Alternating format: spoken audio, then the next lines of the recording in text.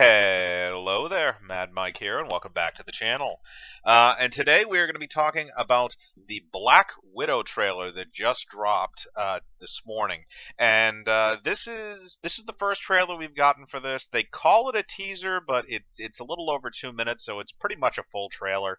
Um, and we're just going to go through this. We're going to break this down, and we're going to kind of take a look at what we're dealing with here. Again, this is kind of the first, even though Spider-Man Far From Home was technically the first post-Endgame film, this is going to be kind of the movie that we're going to see that's either going to kind of, I wouldn't say make or break Marvel for the next phase, but it's definitely going to be a good way to kind of judge the bar for things to come.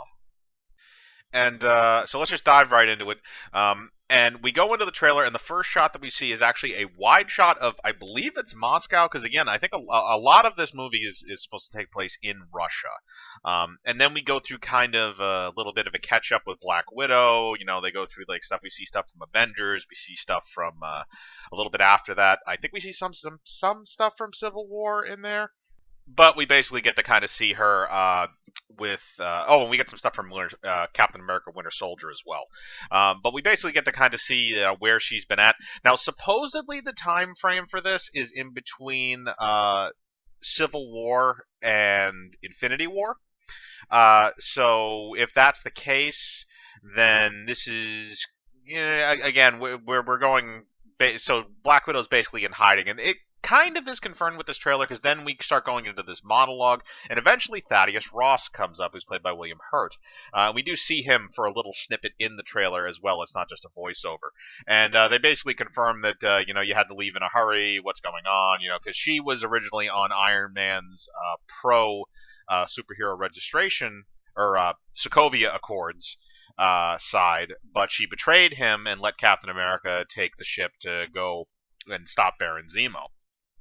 So she's basically on the run now, and we see her kind of leave the Avengers facility at the end of Civil War when kind of that link with Tony Stark is severed, and she knows that Thaddeus Ross is going to be coming after her eventually. So we can assume that maybe she flees off to Russia or something like that, or she flees the country again. The next time we see her is in Infinity War, and she's in, I believe, London or somewhere in England with Vision and Wanda. So I would assume she's overseas somewhere.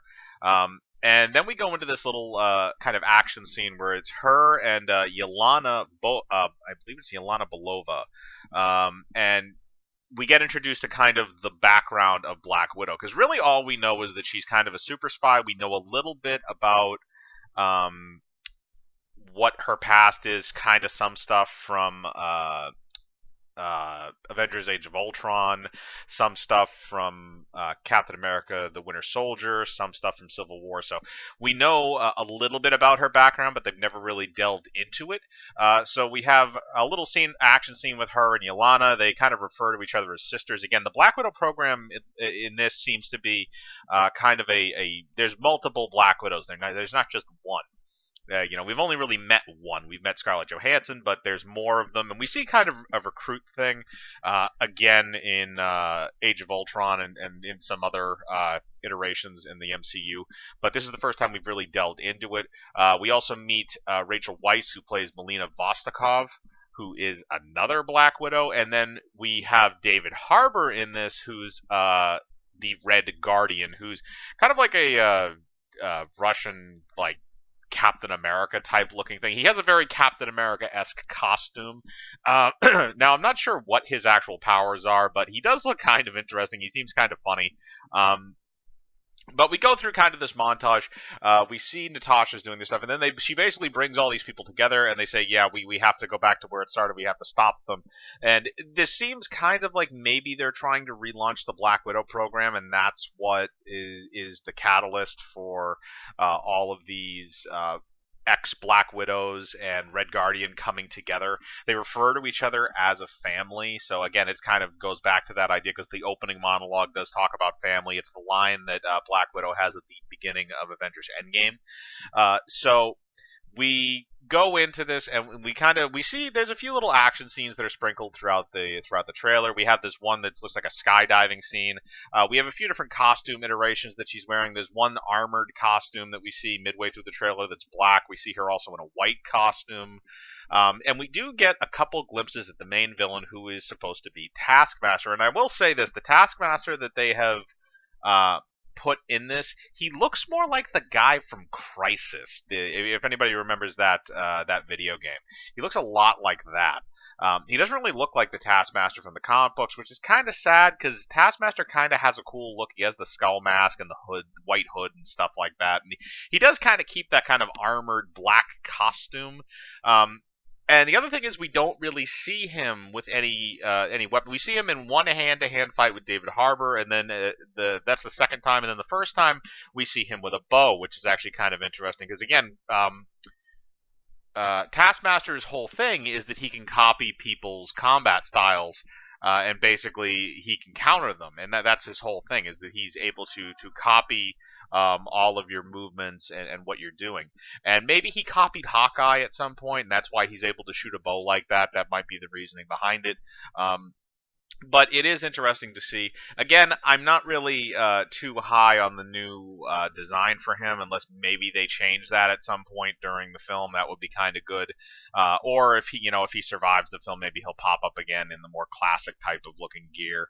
But from what I saw of him, they didn't really show very many action scenes with him. There wasn't really anything going on. Again, most of the action scenes were there's the little one between Yelena and Natasha, and then there's the skydiving one, and there's a few other little things in there. But nothing too huge.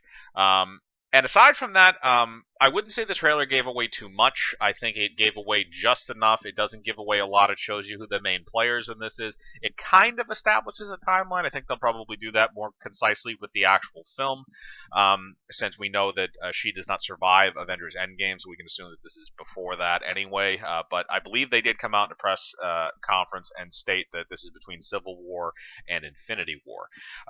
The other thing is, I will say this though, the music in this trailer is really odd, especially for a Marvel film. It doesn't match the normal kind of music that you're kind of used to with a Marvel film. It doesn't have a lot of those instrumentals and stuff like that. It has a lot of this very like bass sound, almost like a very like kind of like an electronic bass sound to it, which I thought was really kind of interesting and also a little bit out of place. Again, this seems like maybe we're going more for a realistic tone in this, at least until David Harbour shows up in a red Captain America costume, basically. But I do think that this is the music choice is interesting. Again, I don't know if that's going to go into the final score of the film or if they just did it specifically for this trailer.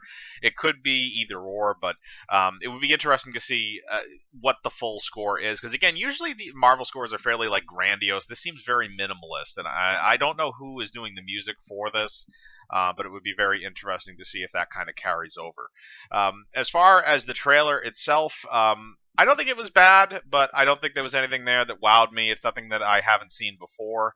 And this is kind of the problem that I have with prequels, in a sense, is that, especially with characters that we know in the timeline will carry on, is the idea that we know the main character is going to survive. The purpose of the prequel should be to make you care about the surrounding characters as much as you care about the main character, because those are really the ones that are kind of up in the air. The other three main characters here, Rachel Weisz, Florence Pugh, and David Harbour, those are really the ones that you should be kind of concerned with, just because those are the ones that we haven't seen before. So maybe they'll pop up again if they live.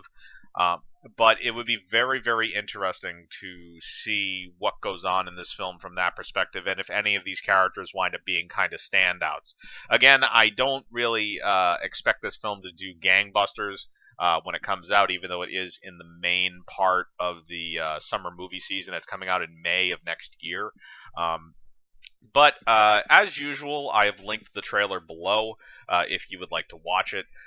And again, in the comments, put your opinions on it. Are you excited for the Black Widow film? Do you think that this is, a long time coming? Are you happy to see Scarlett Johansson get her own standalone film with this character? Or do you think this is kind of too little too late? Do you think this is a bad jumping off point for Phase 4? I'd like to know your opinions. Put them in the comments below. Remember to hit the bell for notifications, hit the like button, subscribe, and remember, I live my life free of compromise. Do you?